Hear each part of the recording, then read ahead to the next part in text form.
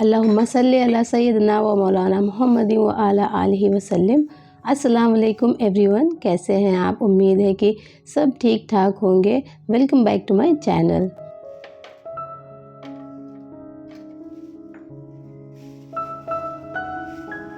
आज का व्लॉग मैंने स्टार्ट किया है शाम से, और उस दिन मैं गई थी ड्रीमलैंड। तो वहाँ से मैं कुछ चीज़ें लेकर आई थी जो मैंने दिखाया था आपको लास्ट टू लास्ट व्लॉग में। हम लोग गए थे डिनर पे और फिर ड्रीमलैंड गए थे घूमने के लिए। तो कुछ ज़्यादा ख़ास तो मैंने वहाँ से लिया नहीं था, लेकिन मैंने ये जार लिए थे और जो कि मुझे बहुत ही ज़्यादा रीज़नेबल प्राइस में मिल गए थे। तो एक मैंने लिया था नमक रखने के लिए और दूसरा मैंने लिया था घी रखने के लिए। साथ में मैंने ये जो एक अगरबत्ती का स्टैंड होता है, हमारे यहाँ इसको अगरदानी बोलते हैं, तो वो ली थी। क्योंकि जो आजकल मच्छर है ना बहुत आ गए हैं, तो हम लोग मॉस्किटो कॉइल नहीं लगाते हैं, उससे ना आँखों में बहुत ही ज़्यादा जलन होती है। तो वो जो अगरबत्ती आती है वो लगाते हैं और उससे बिल्कुल भी जलन नहीं होती है और मच्छर भी मर जाते हैं। तो उसको लगाने के लिए मैं ये लेकर आई थी। तो मैंने ये जो जार थे ना 40 रुपीज़ में परचेज़ किए थे। सबसे पहले मैंने वो जो ब्लैक कलर का जार दिख रहा है ना वो लिया था, जो कि मुझे इतना कुछ ज़्यादा ख़ास अच्छा नहीं लगा। जब मैंने ये लिया वाइट वाला, तो इसके आगे वो मुझे ज़्यादा अच्छा नहीं लगा। तो ये मैंने अलग शॉप से लिया था, वो मैंने अलग शॉप से लिया था, लेकिन सेम प्राइस थे और मतलब बहुत ही अच्छे जार मिल गए थे। तो मैंने सोचा चलो जार ले लेते हैं, क्योंकि प्लास्टिक की चीज़ों में घी वगैरह रखना सेफ़ नहीं होता है। और मुझे ना ये सिरेमिक की चीज़ें आजकल बहुत ही ज़्यादा पसंद आती हैं। तो मुझे जहाँ भी दिखती हैं कुछ छोटी मोटी चीज़ें मैं ले लेती हूँ उन्हें। तो यहाँ पर मैंने ये 2 जार लिए थे और इसको मैं अच्छे से वॉश करके रख दूँगी। फिर मैं इसमें जब घी बनाऊँगी तो फिर वो उसमें डाल कर रख दूँगी। हालाँकि थोड़ा सा छोटा है, लेकिन ठीक है, काम चल जाएगा। और जितना घी आएगा उतना इसमें रखूँगी, बाकी मैं दूसरे चीज़ों में रख कर उसको मैं फ्रिज में रख देती हूँ, बाहर नहीं रखती हूँ। क्योंकि जब यूज़ हो जाता है ना तो फिर मैं फ्रिज से बाहर निकाल कर फिर उसे इसमें रिफ़िल कर देती हूँ जार में, या फिर जो भी डिब्बा वगैरह यूज़ करती हूँ ना उसमें मैं रिफ़िल कर देती हूँ। तो मैं आधा रखती हूँ बाहर, आधा रखती हूँ फ्रिज में। इससे घी भी काफ़ी लंबे टाइम तक चल जाता है, वरना आजकल गर्मियाँ हैं तो गर्मियों में घी भी मेल्ट होकर वो अजीब सी स्मेल करने लगता है। और वहाँ से मैं ये कुछ आम की कुछ पापड़ टाइप का था वो लेकर आई थी मैं, 1-2 टाइप के। तो सारे तो मैंने फिनिश कर दिए थे। ये एक बचा था, ये थोड़ा सा स्पाइसी था ना, तो इसलिए मैंने इसको रखा हुआ था और ये बहुत ही ज़्यादा टेस्टी था। आजकल मौसम ना कभी बहुत ही ज़्यादा गर्मी होती है और कभी बहुत ही ज़्यादा ठंडी-ठंडी हवा चलती है। तो आज ना बहुत ही ठंडी-ठंडी सी हवा चल रही थी और बहुत ही तेज़ हवा चल रही थी। तो मुझे ना कुछ यहाँ पर सफाई वगैरह करनी थी, क्योंकि एक दिन पहले ना बहुत ही तेज़ आँधी आई थी, बारिश वगैरह हुई थी। तो आँधी आने से ना जो भी मेरे घर पे जो ये सोफ़ा वगैरह है, कारपेट, ये एकदम मतलब धूल हो गया था सारा, इसके ऊपर बहुत ही ज़्यादा डस्ट हो गई थी। तो मैंने सोचा चलो आज इसको क्लीन कर देते हैं। अच्छा, हर वक्त विंडो भी नहीं बंद करके रखी जा सकती है, क्योंकि एक अजीब सी ह्यूमिडिटी टाइप की हो जाती है घर में। तो मैं कोशिश करती हूँ कि शाम के टाइम पर विंडो ओपन कर दूँ, ताकि अच्छी ताज़ी सी हवाएं आती रहें अंदर। और जब मैं विंडो ओपन करती हूँ तो सारी धूल और जो भी डस्ट वगैरह होती है सब अंदर आ जाती है। क्योंकि जो मेरे आसपास का एरिया है ना वो अभी डेवलप हो रहा है, तो यहाँ पर कंस्ट्रक्शन का काम वगैरह चलता रहता है, इसलिए जो डस्ट है ना वो बहुत आती है मेरे घर पे। तो यहाँ पर मैं ना सारे सोफ़ा वगैरह हटाकर और बहुत ही अच्छे से डीप क्लीन करूँगी अपना ये जो लिविंग एरिया है पूरा। तो यहाँ पर सबसे पहले मैंने ना जो कारपेट थी उसको हटा दी। अच्छा, कारपेट पर ना कुछ गिर गया था, दूध शायद बेटे ने गिरा दिया था, तो मैंने सोचा इसको वॉश भी कर देते हैं।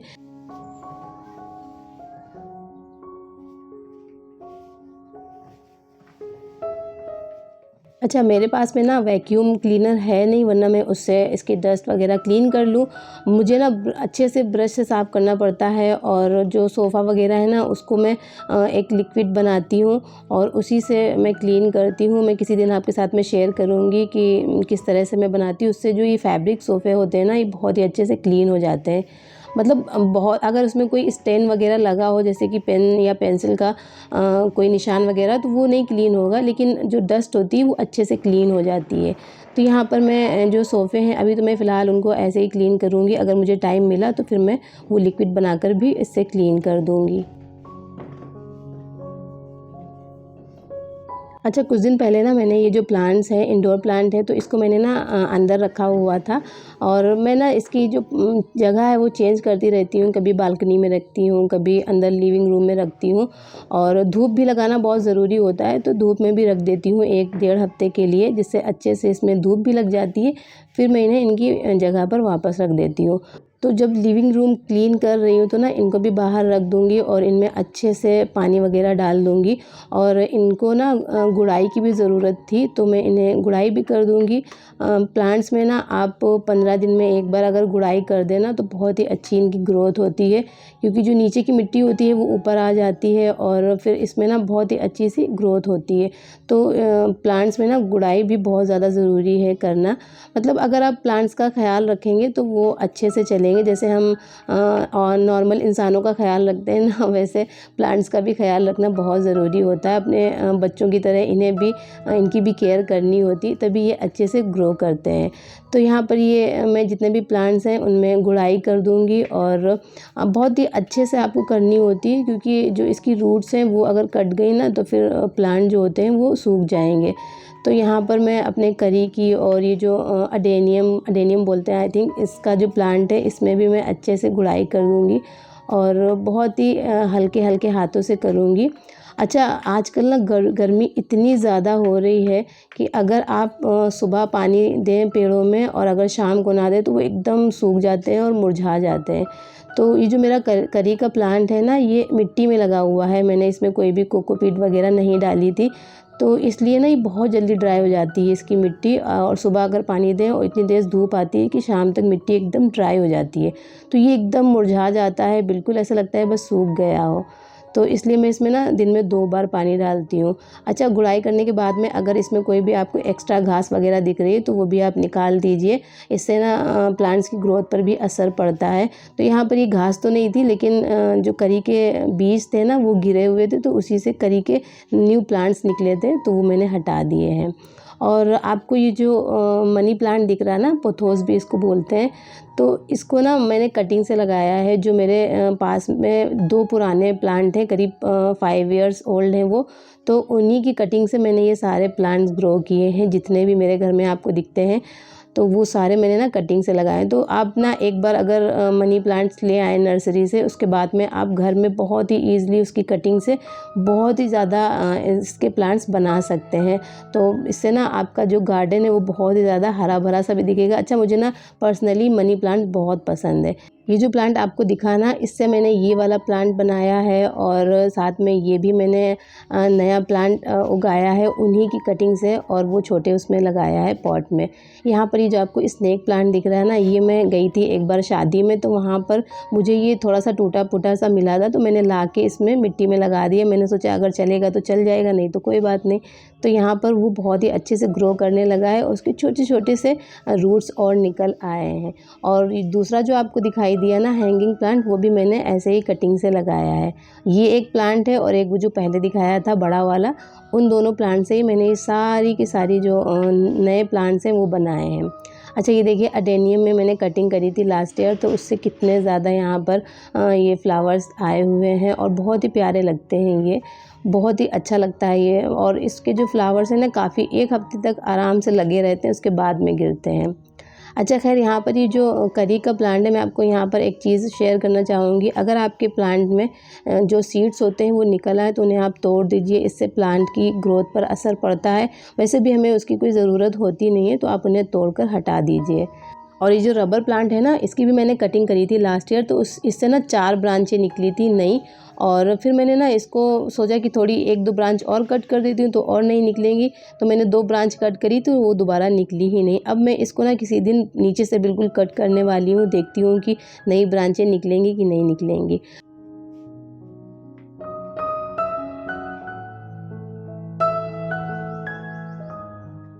अच्छा, मैंने ना सुबह उठते ही सबसे पहले कपड़ों को मशीन में डाल दिया था और मैंने सोचा जब तक मैं काम करूँगी तो ये कपड़े भी धुल जाएंगे अच्छे से और फिर मैं इन्हें सूखने के लिए रख दूँगी, क्योंकि मैं सोफ़ा वगैरह भी क्लीन कर रही हूँ, कारपेट वगैरह, तो उनको भी वॉश करना है और ये सूखेंगे तो फिर मैं दूसरे जो कारपेट वगैरह हैं, डोरमेट, वो डालूँगी मशीन में धुलने के लिए। तो कपड़ों को मैंने दिया था फैला, उसके बाद में मैं आ गई थी यहाँ पर झाड़ू पोछा करने के लिए। और यहाँ पर ये देखिए बारिश हुई थी, बारिश से पूरा जो सोफ़े का नीचे का हिस्सा है ना वो पूरा गंदा हो गया था, क्योंकि विंडो से ना पानी अंदर आ जाता है और वो फिर जो जम जाता है ना, और उसके ऊपर से जब डस्ट पड़ती है तो वो काला काला सा हो जाता है। तो मैंने यहाँ पर सोफ़ों को हटाकर अच्छे से पूरा नीचे का क्लीन किया और उसके बाद में आपको देखिए ये जो पफ़ी है ना, इनके ऊपर डस्ट दिख रही होगी कितनी ज़्यादा है, शायद दूर से ना दिखती हो लेकिन पास से बहुत ही ज़्यादा डस्ट होती है। तो यहाँ पर मैं अच्छे से झाड़ू पोछा करूँगी।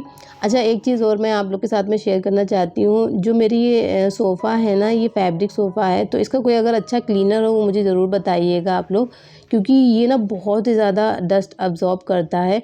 मतलब हल्की सी भी हवा चलेगी या अगर कहीं से भी डस्ट वगैरह आने के चांस है तो सबसे ज़्यादा मेरे सोफ़े पे ही दिखाई देते हैं। तो आप लोग अगर कोई अच्छा क्लीनर हो तो मुझे बताइएगा, जिससे एकदम अच्छे से ये क्लीन हो जाए। जो मैं होममेड बनाती हूँ उससे क्लीन तो होता है बट उतना अच्छा इफ़ेक्टिव नहीं होता है। तो आप लोग बताइएगा, मेरे साथ में शेयर करिएगा, अगर कोई क्लीनर अच्छा हो तो मैं ज़रूर उसको परचेज़ करूँगी। अच्छा, आपको ना मेरा सोफ़ा और जो टेबल है वो अलग-अलग फैब्रिक का दिखता होगा। जो टेबल और जो वो पफ़ी है ना वो मेरी शादी के हैं और वो मैं मेरे मतलब ससुराल में हैं। और मैं जब यहाँ पे शिफ्ट हुई थी तो मैंने ना नए सोफ़े खरीदे थे, तो वो फैब्रिक के हैं। लेकिन मैं आप लोग के साथ में रिकमेंड करूँगी, अगर आपका थोड़ा-सा खुला घर है जहाँ पर डस्ट वग़ैरह आती है तो फैब्रिक के सोफ़े कभी भी मत लीजिएगा। बहुत ही ज़्यादा मुश्किल होता है उसे हैंडल करना, बहुत ही जल्दी वो गंदे हो जाते हैं। जो ये लेदर के सोफ़े होते हैं ना, ये बेस्ट होते हैं। इन पर बस कपड़ा मारिए आप किसी भी कोलिन वगैरह से और साफ़ करिए, एकदम साफ़ हो जाते हैं। लेकिन जो फैब्रिक के होते हैं उनको बहुत ही ज़्यादा मुश्किल होता है हैंडल करना। अच्छा, ये जो टेबल है, टेबल को ना मेरे पास में एक बिल्ली थी, मतलब बिल्ला था, तो वो मैंने उसको पाला हुआ था, तो उसने ना इसको बहुत ही अच्छे से अपने नेल से पूरा स्क्रैच कर दिया था, जिससे उसमें निशान बन गए थे।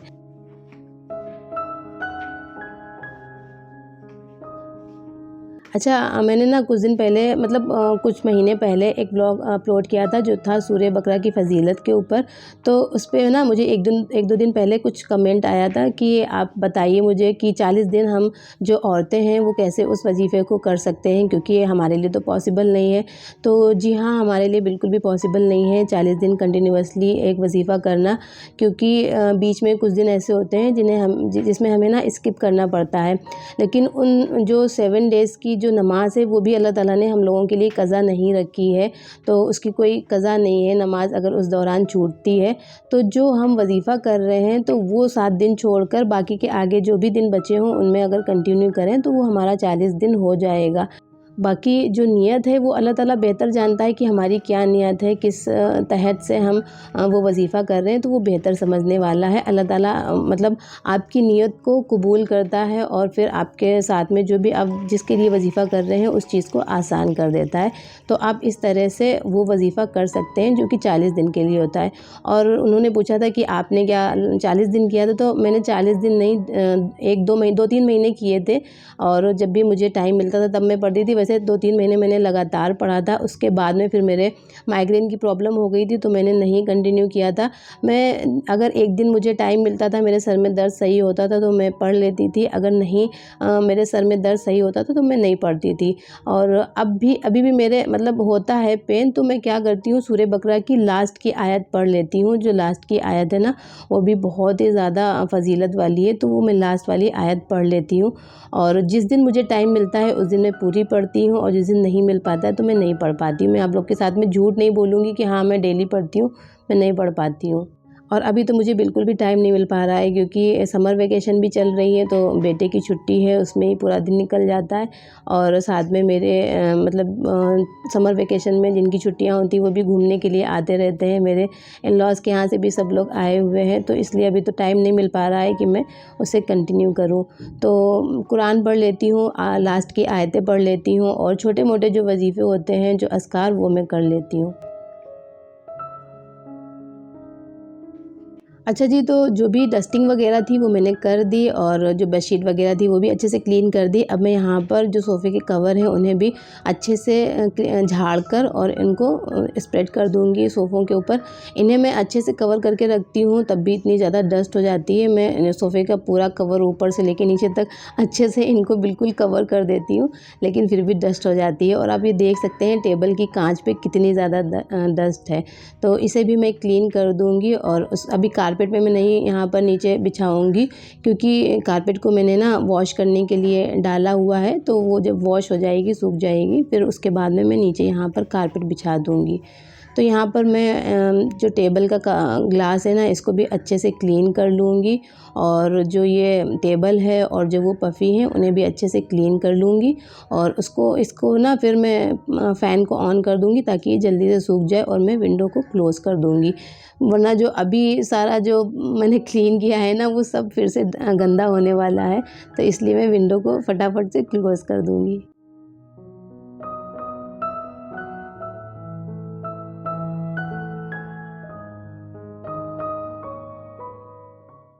अच्छा जी, आप लोग ना मुझे, अगर आपको मेरी वीडियोस पसंद आती हैं तो उन्हें ना लाइक भी किया करिए और कमेंट ज़रूर किया करिए। आपके जो कमेंट होते हैं ना, उनको पढ़कर मुझे बहुत ही ज़्यादा पॉजिटिव फ़ील आता है, बहुत ही ज़्यादा मोटिवेशन मिलती है। फिर ना आगे व्लॉग बनाने की हिम्मत भी एक आती है कि हाँ, आपको पसंद आ रहा है, तो फिर मैं आगे भी व्लॉगिंग करूँ और कुछ नया लेकर आऊँ। जो भी पॉसिबल होता है, कोशिश करती हूँ कि मैं आपको अच्छे से अच्छे व्लॉग दूँ, और जो जितना भी मैं कर पाती हूँ। और ये जो आप व्लॉग देख रहे हैं ना, इसको बनाने में मुझे बहुत ही ज़्यादा मेहनत लगी है, क्योंकि मैं अपना फेस आप लोग के साथ सामने ना दिखाना नहीं चाहती हूँ। तो और जब भी वीडियो बनाऊँ तो किसी ना किसी एंगल से, कहीं ना कहीं से मेरा फेस दिख रहा था, तो इसलिए मैं उसे कवर करने के लिए बहुत ही ज़्यादा इधर उधर कैमरा सेट करके मैंने ये वीडियो शूट करी है, जिसको शूट करने में ना मुझे बहुत ही ज़्यादा मेहनत लगी है। आपको ये ना 19 मिनट की वीडियो लग रही होगी, लेकिन मुझे इसे शूट करने में ना पूरा आधा दिन लगा था, और बहुत ही मुश्किल से शूट होती। तो आप लोग अपने कमेंट ज़रूर दिया करिए, जिससे मुझे अच्छा फ़ील होता है और मुझे ना एक एनर्जी मिलती है आगे वीडियो कंटिन्यू करने की। तो यहाँ पर खैर सारा काम हो गया था, फिर मैंने ना शावर ले लिया था। उसके बाद में मैं यहाँ पर दिन कुछ भी नहीं अपने फेस पे लगाती हूँ, सिर्फ अगर दिन होता है ना, तो मैं जो सनस्क्रीन है वो लगाती हूँ, रात में मॉइस्चराइज़र लगा लेती हूँ, क्योंकि मेरी स्किन ना बहुत ही ज़्यादा सेंसिटिव है, इसलिए मैं कुछ भी अपने फेस पर नहीं अप्लाई करती हूँ। और बस सनस्क्रीन लगाती हूँ, क्योंकि धूप बहुत तेज़ है और सनस्क्रीन बहुत ही ज़्यादा ज़रूरी होती है आपकी जो मतलब स्किन है उसको यूवी रेज से बचाने के लिए। तो आप भी कोशिश किया करें कि दिन में आप घर से बाहर निकलें या ना निकलें, लेकिन सनस्क्रीन ज़रूर लगाएं।